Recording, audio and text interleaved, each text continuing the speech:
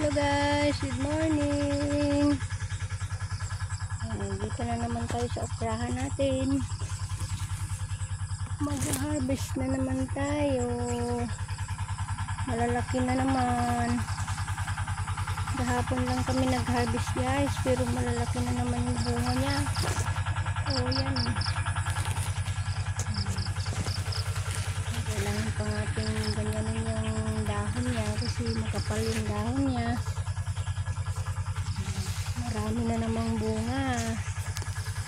Oh, yan eh, malalaki na. Yan ang gusto nila, yung medyo katamtaman lang ang laki.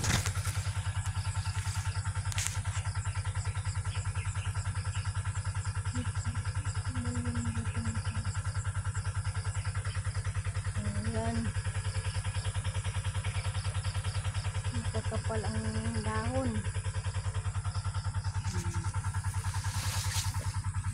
Yung sa ilalim guys, so malinis. Nakikita ang tao. Yan yung linisan ko noon. Yung iba po, i-spray na namin kasi marami pang gagawin, ibang gagawin.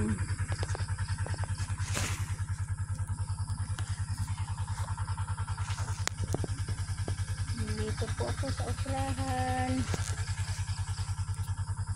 Maraming okra.